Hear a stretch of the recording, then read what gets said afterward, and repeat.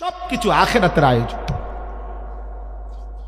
এই জন্য পুরা কোরআন যদি কেউ তর্জমা পড়ে তো বুঝবে সে দুনিয়াকে আল্লাহ একদম তুচ্ছ করে দেখাইছে, আখিরাতকে মহান করে দেখাইছে।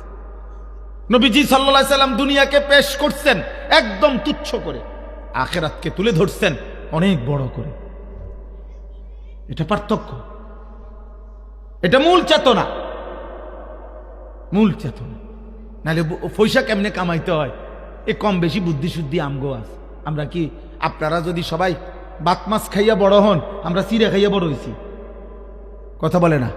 আমরা যারা হুজুর আমরা চিড়া খাইয়া বড় হয়েছি নাকি? তো আমি বুঝতাম না, বুঝবো না কেন? ইমাম সাহেব বুঝিয়ে কথা এটা বোঝে না যে এত্তেবেলা সিএনজি চালাইলে এই বেতনের চাইতে, এটা বোঝে না ইমাম সাহেব। এটা সিএনজি চালাইতে হলে ঢাকা ইউনিভার্সিটির থেকে ডিগ্রি আনতে হইব। তো এটা কিতা? এটা যে 1000 টাকা ডেইলি কামাই হবে, মাসে 30,000 টাকা, তো বেড়া 8,000 টাকা বেতন লইয়া ফরে রয়েছে, প্রত্যেক মাসে বেতন ঘুরায়, বেতন দেয় না 26 তারিখ 28 তারিখ। হ্যাঁ, সেক্রেটারি গাইল্লা সভাপতি গাইল্লা সেক্রেটারি রে আপনি করতেন পারেন না? অমুকেরে বলছে হ্যাঁ যাইতেছি কেনা কি এলাকাতে দিতাম না, 3 মাসে না মাত্র বাকি করছে, এরম করো কা? এই সমস্ত নয়সয় নাই, কথা বলেন না? এরপরও এই মানুষটা মালিকের ঘরে পড়ে আছে ব্যাক কলের জন্য না? আপনি কি ভাবছেন? আমরা দুনিয়া, আপনারা যদি মাটিতে বড় হন এই পৃথিবীতে, তো আমরা কি চাঁদের দেশে বড় হয়েছি? আমরা বুঝবো না কেন? আমরা বুঝবো না কেন? না বুঝার কি আছে? কমলা ফসা দিয়া কেমনে ডর্জন বেসন লাগে, এটা ভিক্টোরিয়ার ডিগ্রি লাগবে নাকি? এটা ওই বাটফারের লগে থাকলেই তো হয়।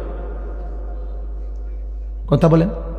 100 গ্রাম কম দিয়া গোস্ত কেমনে 1 কেজি মিলান লাগে, এটা বুঝার জন্য ঢাকা বিশ্ববিদ্যালয় থেকে ডিগ্রি নিতে হবে।